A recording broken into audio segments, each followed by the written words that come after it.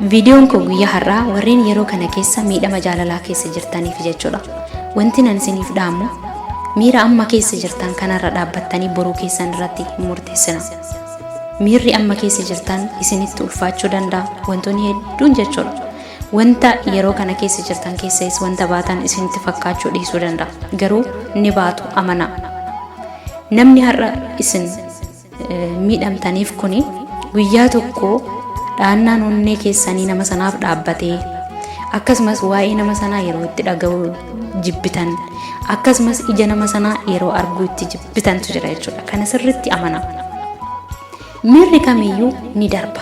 Gaddis ni darba, gammachuunis ni darba. Wanti har'a argachuuf hawwinu tokko argannus yeroodhaan booda yeroo itti nuffinutu jira. Lafa kanarra wanti dhaabbataan hin jiru. Wanti kamiyyuu ni nuffama. Tarii har'a dubartii soo taate osoo nama kana heerumee gaa'ela waliin godhadhee jiraadhe jettullee guyyaa tokko maafan heerume guyyaatitti jettummoo jiraachuu danda'a.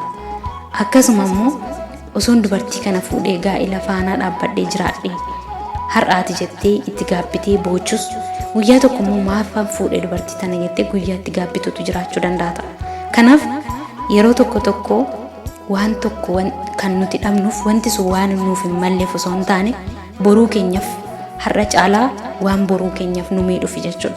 Kana sirriitti adda baafachuudha qabdan. Wanti kamiyyuu lafa kanarratti nama nuffisiisa.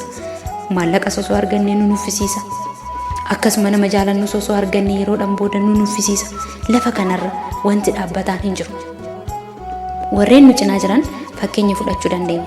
Warreen kaleessa waliif maraatanii akka lubbuutti wal jaalatan har'a wal fuudhanii gaa'ela horatanii waggoottan dheeraa waliin jiraataniiru. Barsantii muraasni isaanii garuu kan gargar bahanidha jechuudha. Daa'ima godhatanii yookiin osoo hin godhatanis. Maaliif wanti dhaabbataan hin jiru? Jaalala jechuun dhumachuus baatu. Miirri namummaa garuu hin dhumu. Miirri nuti qabnu immoo dhume jechuun jaalalli sun ni hir'ata jechuudha. Kanaaf miirri dhala namaa immoo dhaabbataa miti. Keessumaayyuu nama tokko osoo jaalattuu osoo amantuu walitti bu'iinsi xiqqoon isin gidduutti uumamee gargar ba'uu dandeessu ta'a.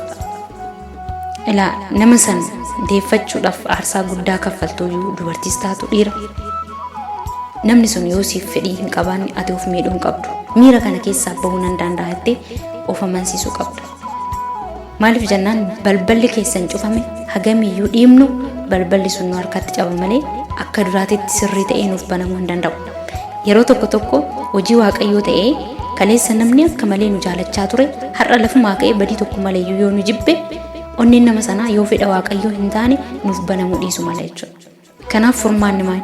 Furmaanni akka wanta kana keessa darbuu dandeessu sirriitti amanuudha qabda. Dabalataanis ani wanti nu badhe tokko keessa yoo jiraate jechuudha jireenya kiyya keessatti egaa warreen hin argine gara fuulduraatti arguu dandeessu warreen wanta akkanaa immoo gochaa jirtan dhaabaa iddooma kanatti. Namni tokko kaleessa isin jaalachaa ture dubartiisa taatu si jaalachaa turte har'aan kana garuu sin barbaadu nan barbaachistu sin jettee yookiin sin jedhee sirra adda bahee taanaan hin kadhatin.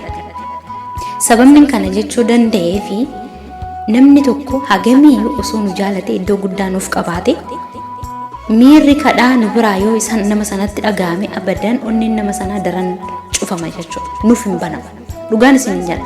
Wanta kana ofumarra fiddanii arguu dandeessan jechuudha. Namni tokko hagam yoo isin kadhate wanti suni keessumaayyuu hin milkaa'u onneen keessan illee nama sanaaf hin cufama jechuudha. Miirri nama sanaaf qabdan illee daran ni bada jechuudha. Tolee jechuu caalaa fedha nama sana qabaachuu caalaa onneen keessan daran ni cufama jechuudha. Kanaaf namni tokko isin hin barbaadu isin hin jedhe taanaan garagaraatti biraa deema jechuudha. Dugda keessan nama sanatti kennaa biraa deema. Namni sun fedhii keessan qabaate taanaan fedha waaqayyooti soo ta'e namni sun deebi'ee ni dhufa. Namni sun achiin hafe taanaan immoo dubartiis taanaan achiin hafte taanaan durumaayyuu kan kee miti. Ati xiyyeeffannoon kan kee maali? Ofirratti xiyyeeffannoo gochuu qabdu. Miirri amma keessa jirtus immoo akkasi keessaa badu boru miira haaraa akka argachuu dandeessu of amansiisuu qabdu. Obboleettiin keenya tokko akkana jechuun gaaffii wayii na gaafatte gama keessatiin.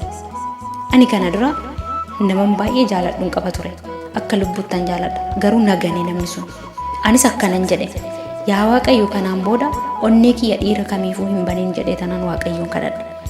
yeroo kana keessa garuu dhiirri kamiyyuu osoo naaf boo'ee osoo na kadhate onneen kan koo nama tokkoof banamuu dideera.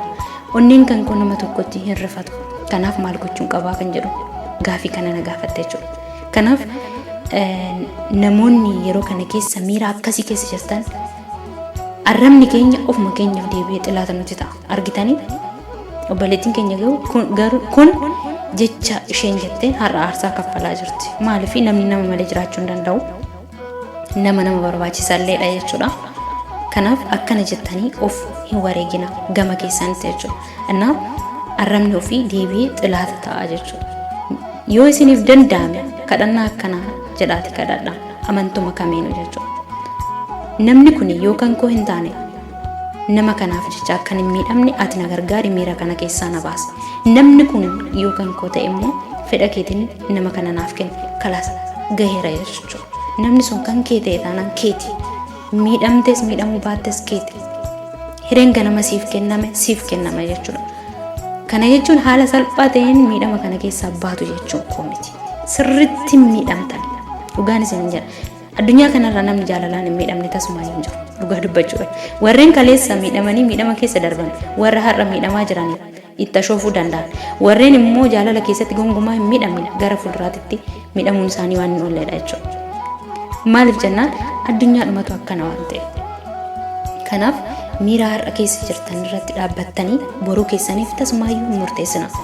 Gonkumaayyuu ani jaalala eegaluu hin danda'u. Ani gonkumaayyuu dhiira kamiyyuu amanee itti heerumuu hin danda'u hin jedheen. Ni heerumta. Maaliif miirri ni jijjiirama waan ta'eef.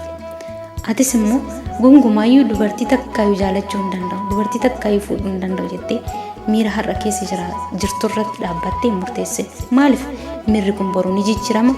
Dubartii biraatis immoo ni fuuta ni jaalatta waan ta'eef jechuudha. Kanaaf miirri kamiyyuu yeroodhumaaf miira har'a keessa jirtan irra dhaabbattanii wanta tokko hin murteessinaan isiniin jedha. Egaa dhaamsan isiniif dhaamus kanuma. Yaada keessan immoo komentii jalatti naaf barreessaa isiniin jedha. Galatooma.